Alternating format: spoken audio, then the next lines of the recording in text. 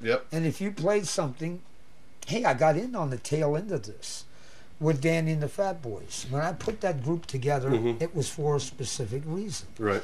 I handpicked all of those people.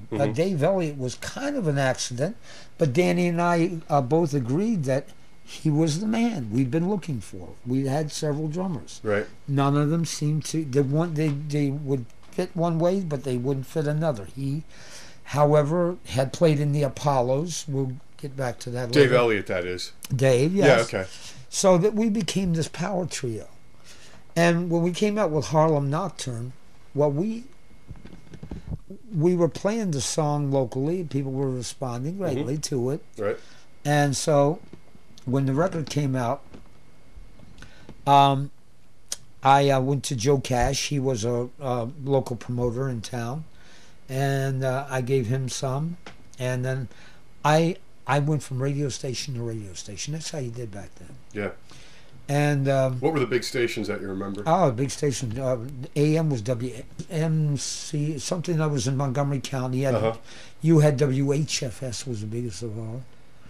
And AM and FM, WPGC. Right. And not very far from where we're located right now, WEAM. You had Jack Alex. Yeah, Weem back in Fairfax. Yeah, right. Yep. And later Arlington. They moved to Arlington in sort of a kind of a split level home. And those DJs were accessible. Very accessible. You can't just walk into DC 101. So these are different times. Yeah, they were different times. Actually, we would come to these people for advanced play before a record actually ever came out. We would take Mylar reel-to-reel tapes. Yeah. Or acetate demos, Yeah. and have them spin it.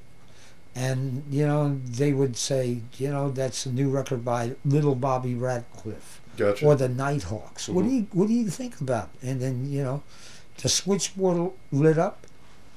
Yeah, local hit. Never going to be that way again. Only one thing better than a local hit, that's a regional hit. Yeah. Only one thing better than a regional hit, that's a national hit. Then you're on your way. Yeah. So, we were lucky. We did hit Billboard charts a few times with our efforts. This is Danny and the Fat Boys. Yeah, and the Nighthawks hit Billboard charts as well. Oh, okay, I didn't know that. I mean, I know they've been monstrously big around. So Aladdin had a couple Billboard chart things. This was another band around here? No, Aladdin was our record. Was your label? Okay. Yes. And so we still have most of all these masters, and we're putting them out as we start this archival new series. Nice. Which we are kicking off with the British Walkers, and we'll get to that in a minute. Good. Well, that was the way you did records. Right. Now,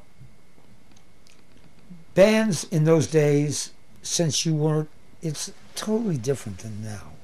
Your record buying crowd now are much older now than they were back then. In the days of the 60s, you were geezing at 30. Oh, yeah, definitely. Definitely. That was... And your record buying days were over with.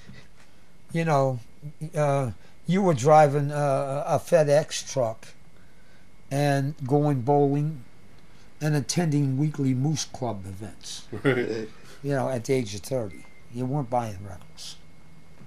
Nowadays, it's a totally different thing. But, so, bands back then had to have what I dubbed teen appeal. And so that was how your peers viewed you, or younger. Like the bands were probably 18, 19, 20 max. And their audience was 13, 14, 15. And I think that's never going to change, though. I think the kids are always going to want, the 13, 14, 15. Sure. That's when you get into it. Sure. That's when you get into it. Yeah, that's when you... It's just now it lasts longer. Yeah, that's what I was going to say. It's like, now you can be a rocker at 70, The Rolling Stones are coming up on it. McCartney's about a year away from it. Yeah. Those guys aren't slowing down. No. You know, and I think, but the teen thing is, now what the teens are going to be fed is going to be the garbage. So the Jonas Brothers, Miley Cyrus, all the image groups have no substance, whereas the original wave of rock and roll was all substance because kids wanted a good song still, and That's that right. to me was the holdover from the jazz and the blues, where if the song wasn't good and people knew it stunk, it didn't last very long. No, and neither did the group. This is where I think the big changes in music, song versus image. Nowadays, you have groups that sell 1 million units right out of the chute, Right, but you never hear from them ever again. right. Okay. Where's 98 Degrees 10 years Yeah, later? yeah, right. You know. I'm trying to figure that one out. Backstreet Boys, I Yeah. think McDonald's promoted their last single. Where is Creed now? I mean, Yeah, right. You know, so Right, but and sadly, they're one of the better, yeah, bands. yeah, they were. You're right. Yeah, but we still know where Bob Dylan is, don't we? yep, yeah, XM because too. because he can be seen. You know, he's on a never-ending tour, and he had a #1 record last year on the Billboard charts for several weeks. And he still does it. He still does it. Bingos every time. That one album he did in 2001, it's great. I've got it. I've heard it. Yeah.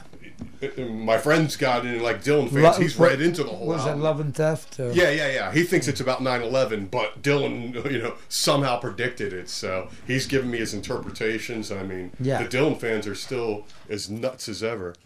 So, Southeast DC. Southeast DC, you had Joe Stanley and the Saxons. Yeah. And there was too many spin-off bands even to get into that. Can you run through a couple of the names real quick? Oh, yeah, Flavor. We did that. Yeah. Flavor was one of them, and they made it to Columbia. Mm-hmm. And then let's go with the Montgomery County bands. Mm-hmm.